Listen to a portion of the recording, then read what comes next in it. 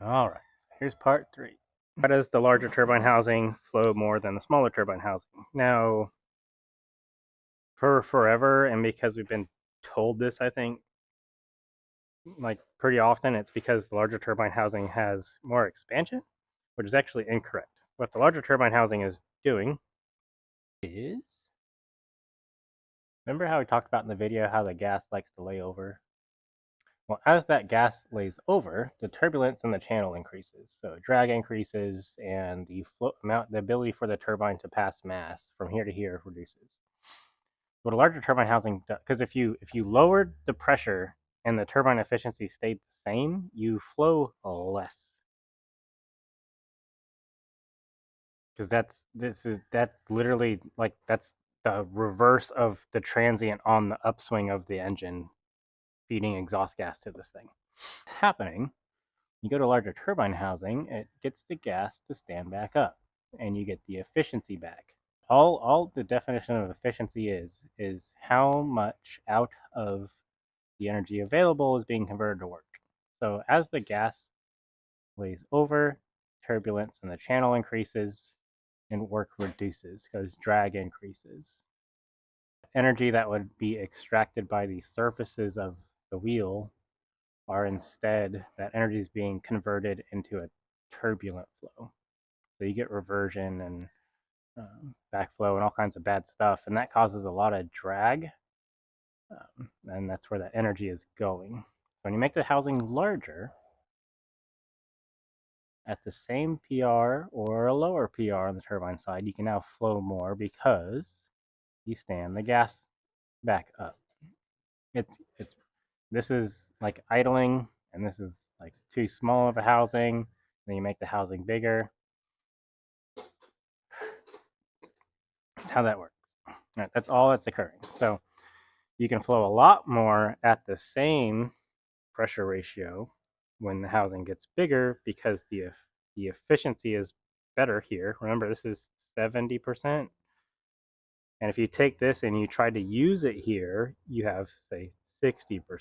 And now when you make the housing bigger, now you get 70% there. The turbine wheel is extracting 10 more percent per one at the same pressure ratio. And usually what that means is that you can back off of the boost.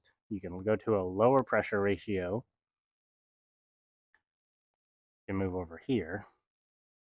So this will drop boost pressure. This is shaft horsepower. You can say go over here, lower the boost. This lowered the drive from here to here, and the motor really liked it. The other thing it could mean is that at the same boost level, drive dropped because you're using more mass in the turbine shaft work equation than pressure to do it, and the boost went up, and the drive stayed the same, and now it's closer to 1-to-1 again, or it is 1-to-1, or it's better than 1-to-1, and now power goes up quite a bit depending on how much the motor cares about it. So that's what's occurring with these different lines. Remember, these are single plot points, and if more intricate turbine maps will have rotor speed plotted in here. So they'll take the compressor map rotor speed lines and they'll plot them in here, and it will look like so. They'll be underneath. They usually plot them farther away, but this is kind of what you'd see. So these are like the different rotor speed lines, right? So those curves are those. See, um, um, as the rotor speed increases, efficiency goes up, and then it hits its peak point. Then as rotor speed continues to increase, it gets less efficient again, and that's your angle of attack. Basically, the ability of the turbine to flow as uniformly as possible is increasing, and then it starts to decrease again because you start here, it comes down, and then it comes down, and then it gets bad. So bad, good, bad. What's going on with that? And they all do it. VGTs are, that's what essentially a VGT housing is trying to do when you have low volumes or slower rotor speeds. It they close the vanes up and try and move it to where it's more optimum. And then as the velocity increases, those vanes get more like that to try and, instead of the gas flowing over, they try and hold it standing up. And it is a, it's a good system, except for they're big, heavy, and unreliable. That's my opinion on VGT stuff. They work great till they don't. This is a GTX55. Notice as the turbine wheel gets larger, the efficiency gets better. This is pretty universal in turbochargers and any type of axial or radial turbines and compressors. The larger they get, generally speaking, the better the efficiency gets. Small stuff is inefficient, and big stuff's really efficient. The problem is big stuff has a lot of lag, so can't use it on most things. Look at the GTX 55 and then the GT40. Neat, because if we look at this thing, if you look at, you could watch, you can see this trend in most turbine maps. As the turbine nozzle gets larger, these curves start to get flatter and flatter. And what that is it's the nozzle area. As the nozzle area increases,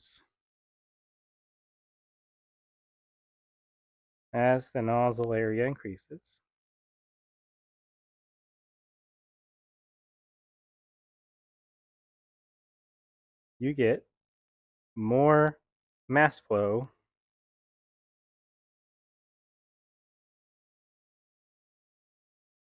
per increase in pressure.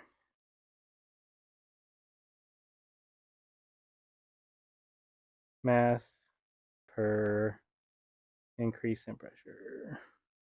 As the nozzle cross-sectional area gets bigger, per increase of, say, per increase in 1 atmosphere, the increase in the flow rate has a higher gain.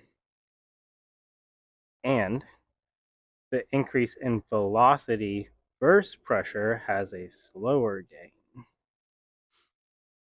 versus something like this.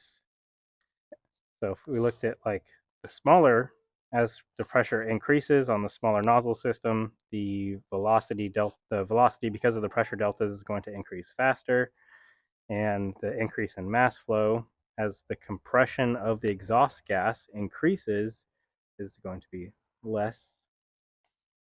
And then on a really big nozzle, you get a large increase in mass flow and a slower increase in the velocity because the CSA is bigger. As this is like the big reason where a divided housing versus an undivided housing.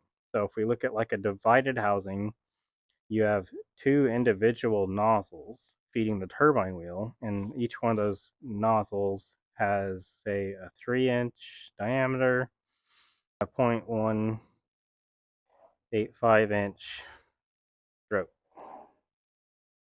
If you look at the cross-sectional area of this, and you have to look at it individually because it's the gas doesn't say, oh, there's two nozzles, I'm going to reduce my speed by half. It works that way if you're pulling on it. Doesn't work if you're pushing on it. So we're pushing we have two individual nozzles that are being driven by the pressure. So they go into a choked state pretty fast.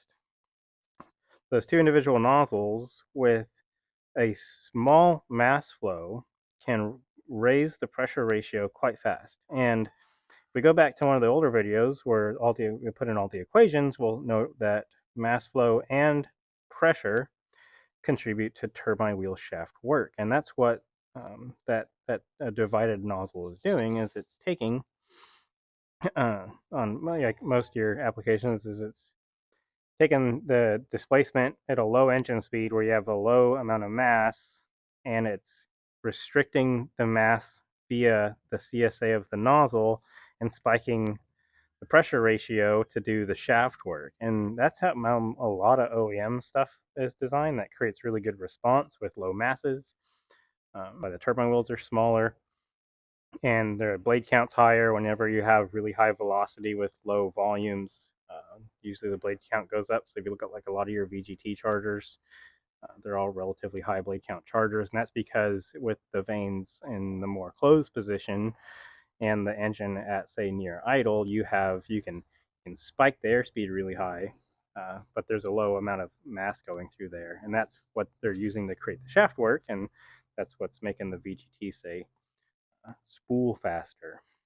And then as the engine speed increases and the volume's there, you change that VGT angle to try to combat the pressure and increase the mass to provide the shaft work required to steady state on your compressor mat. Like makes sense. Like that's, and then if you look at like an undivided, you can have the same 3-inch uh, diameter. Say it's basically like a valve, 3-inch valve, where it's and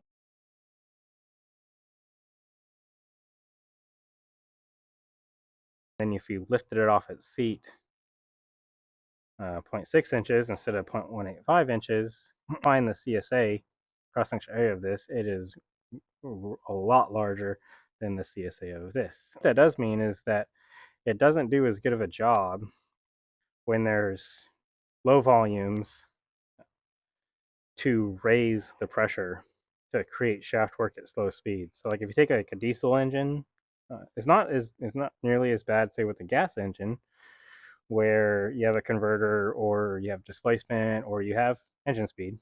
You got a diesel engine, even relatively large diesel engines like a 6-liter engine, the volume flow that you have is at 1500 RPM is close to like 100 CFM, right? So there's not a lot of volume there as far as when it's converted to mass to put into the mass flow equation to create shaft work. So what you do is you restrict the nozzles down so it spikes the velocity, and that velocity can get turned into energy.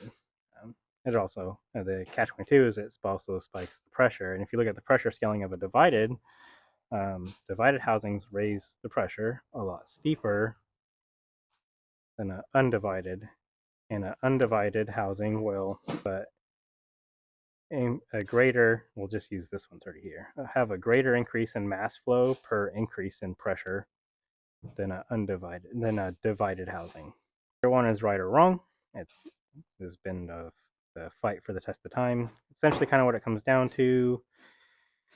Oh, you can have a divided housing if it's designed right, will work perfect, and you can have undivided housing if it's designed right, will work perfect, or perfectly fine.